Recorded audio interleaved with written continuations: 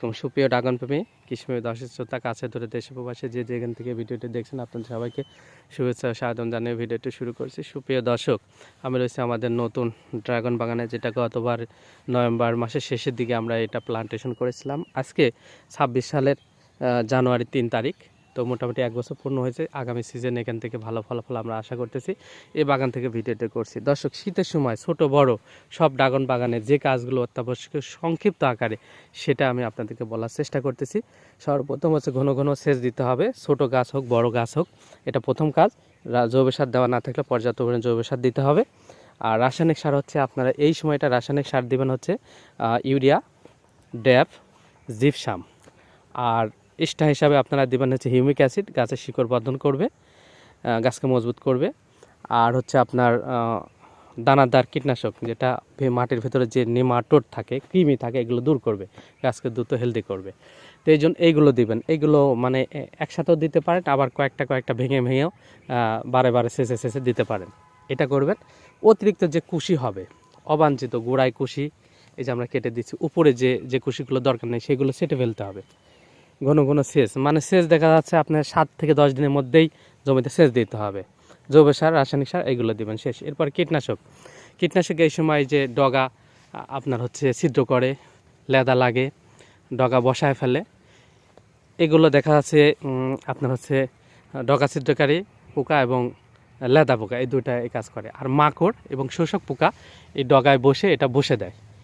এর জন্য আপনারা যেটা করবেন, অ্যামেটিন ব্যানজয়েড গ্রুপের কীটনাশক পাতায় পাওয়া যায়, 10 গ্রাম 16 গ্রাম এরকম, এগুলো আর কি প্রতি লিটার 1 গ্রাম করে দিবেন। এর সাথে আপনারা কখনো 55 এসির কীটনাশক দিবেন, 55 এসির কীটনাশক, অথবা ওই অ্যামেটিন কীটনাশকের সাথে আপনারা দিতে পারেন হচ্ছে অ্যামিটাক্লোরফিড গ্রুপের কীটনাশক, এবং এর সাথে আপনারা দিতে পারেন 2.5 ইসি ল্যামডা থাইহ্যালোথিন এই কীটনাশক, এবং মাকড়নাশকও দিবেন মাঝে মধ্যে। সেটা হচ্ছে 1.8 ইসির অ্যাবামেটিন গ্রুপের মাকড়নাশক পাওয়া যায়, ওইটা দিবেন। এই কয়টা কীটনাশক কিন্তু এখন লাগবেই, প্রত্যেক সপ্তাহে কিন্তু এগুলো ঘোরায় ফিরায় আপনার দিতেই হবে। হ্যাঁ, এগুলো দিতেই হবে। আর সবচাইতে ভালো হয় অমাবস্যা এবং পূর্ণিমা, এই দুইটা টার্গেট, অমাবস্যা এবং পূর্ণিমায় আপনারা হচ্ছে এই কীটনাশকগুলো দিবেন। হয়তো অমাবস্যায় দিবেন, এর যেগুলো বললাম এইগুলো অর্ধেক অমাবস্যায় দিবেন আর অর্ধেক পূর্ণিমায় দিবেন। অর্ধেক বলতেছি যে অ্যামেটিন ব্যানজয়েডটা অবশ্যই রাখবেন অমাবস্যা পূর্ণিমা দুইটাতেই, আরগুলির মধ্যে একগুলো আপনার হচ্ছে অমাবস্যার সাথে দেবেন আর একগুলো পূর্ণিমার সাথে দেবেন। তাহলে মাসে 2টা ডোজ পড়বে কীটনাশকের, আপনার সাশ্রয় হবে এবং কার্যকর হিসেবে কাজ করবে।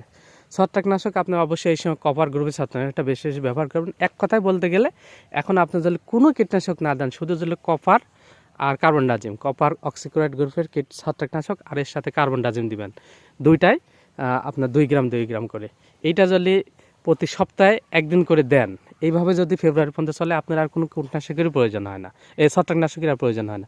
এরপরে যদি আরেকটু ভালো পারফরমেন্স চান, তাহলে মাঝে মধ্যে আপনারা হচ্ছে সিনজেন্টার, যেমন হচ্ছে অ্যামস্টার টপ আছে, অন্য কোম্পানিরও নিতে পারেন, এই গ্রুপেরই অ্যাজোস্টোবিন এবং ডাইফেনোকোলাজল, এই 2টা গ্রুপ মিলে যে ছত্রাকনাশক, যেটাকে সিনজেন্টা আর কি আমরা অ্যামস্টার টপ বলি, এইটা সাথে কার্বনডাজিম গ্রুপের ছত্রাকনাশক, এটা দিয়ে মাঝে মধ্যে স্প্রে করবেন।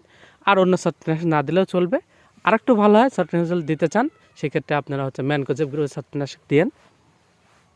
তাহলে এইগুলো ছত্রাকনাশক ব্যবহার করলে কাজ কিন্তু মোটামুটি ভালো হয়ে যাবে, মানে ছত্রাকনাশকের কাজ শেষ হয়ে যাবে। তাহলে কীটনাশক বললাম, ছত্রাকনাশকগুলো এগুলো শিডিউল মেনটেন করে আপনারা দিবেন, এবং প্রত্যেকটাই এগুলো কীটনাশক ছত্রাকনাশক প্রতি লিটারে 2 মিলি অথবা 2 গ্রাম, তরল হলে মিলিতে হয়, আর পাউডার বা দানাদার হলে গ্রামে হয়। প্রত্যেক লিটারে 2 মিলি বা 2 গ্রাম, এটা সাধারণ একটা হিসাব, এইভাবে করবেন তাহলে সহজ হবে। ক্ষেত্র বিশেষে একটু কম বেশি হয়, তবে যদি সবগুলো এই হিসাব করে দেন খুব একটা সমস্যা নেই। আশা করি সংক্ষিপ্ত আকারে ভালো ফলাফল পাওয়ার জন্য এটা করতে পারেন। আর আপনারা মিরাকুলারটা দিবেন, এটা পিজিআর দিলে এই গাছগুলো দ্রুত ডেভেলপ হবে।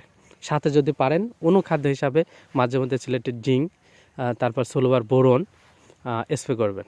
এর সাথে এনপিকেস, এখানে 4টি উপাদান আছে, নাইট্রোজেন, ফসফরাস, হচ্ছে আপনার পটাশিয়াম আর সালফার, এই 4টে উপাদান আছে এনপিকেএসের মধ্যে। এটা কিন্তু আপনার হচ্ছে স্প্রে করার জন্য, অথবা আপনার হচ্ছে এসিআর হচ্ছে ভিটামিক্স আছে, ওর মধ্যে কিন্তু 4টা 5টা 6টা উপাদান আছে, এইগুলো nitrogen, phosphorus, potassium, sulphur, calcium সহ এরকম কিছু উপাদান কিন্তু আছে, ওটাও ব্যবহার করতে পারেন, তাহলে গাছ দ্রুত ডেভেলপ হবে। আর রাসায়নিক সারের কথা তো বলেছি। এইভাবে যে আপনারা চালাতে থাকেন তাহলে মোটামুটি খুব দ্রুত আপনার গাছ ডেভেলপ হবে, রোগ বালাই মুক্ত থাকবে, পোকামাকড় থেকে মুক্ত রাখতে পারেন। ধন্যবাদ সবাইকে, আল্লাহ হাফেজ।